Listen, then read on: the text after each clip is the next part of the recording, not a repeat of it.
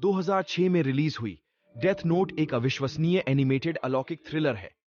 एक शानदार कला शैली और एनिमेशन से लैस यह 37 एपिसोड की कहानी प्रभावशाली ढंग से सभी कैरेक्टर को बनाए रखते हुए कई मोड़ के साथ सामने आती है। यही कारण है कि इसे सर्वश्रेष्ठ एनीमे श्रृंखलाओं में से एक माना जाता है। कहानी अपने कई उतार चढ़ावों के साथ स्कूल के एक सनकी छात्र लाइट यागामी से शुरू होती है, जिसे डेथ नोट नामक एक रहस्यमयी किताब मिलती है। किताब में जिसका नाम लिखा है, उसे 40 सेकंड के भीतर मारने का दावा करते हुए लाइट ने देश के प्रत्येक अपराधी को मारकर जापान को अपराध से मुक्त करने का जिम्मा अपने ऊपर लेने का फैसला किया। रयुक नामक शिनिगामी के साथ लाइट ने अपराध से मुक्त होकर अपने लिए एक नई दुनिया बनाने का फैसला किया। जैसे जैसे मौतों की संख्या बढ़ती जाती है और लाइट अपनी मानवता खोना शुरू कर देता है, उसी बीच एल नामक एक सन की निजी जासूस खड़ा होता है और लाइट के जानलेवा तांडव का विरोध करता है। इसके बाद बिल्ली और चूहे का एक खतरनाक खेल होता है, क्योंकि लाइट और एल धीरे धीरे यह पता लगाना शुरू कर देते हैं कि वो कौन है, जबकि वे गुप्त रूप से अपनी पहचान बनाए रखते हैं।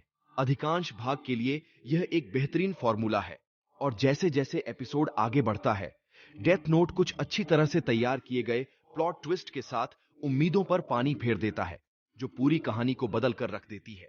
इतने विकास के बाद रिन्यूअल नामक एक विशेष एपिसोड में एक रिकैप के रूप में कार्य करता है, जो इस महाकाव्य एनीमे के अंतिम लुभावने कार्य में डूबने से पहले उस क्षण तक घटित सब कुछ दिखाता है।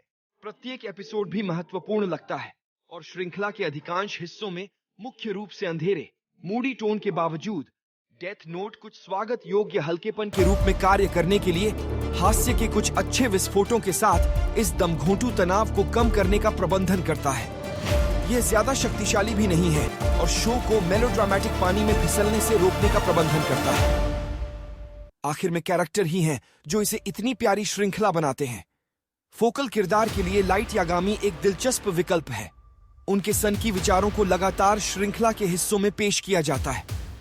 हालांकि जैसे जैसे श्रृंखला आगे बढ़ती है, उसके इरादे अधिक से अधिक अनियमित और शत्रुतापूर्ण होते जाते हैं। फिर भी उसके उद्देश्य के प्रति समझ का एक तत्व मौजूद है। इसकी तुलना करते हुए जब एल से हमारा पहली बार परिचय कराया जाता है, तो वह एक अलग थलग व्यक्ति के रूप में शुरू होता है, लेकिन जैसे जैसे श्रृंखला लंबी होती जाती है, वह जल्द ही एक प्रिय खिलाड़ी बन जाता है।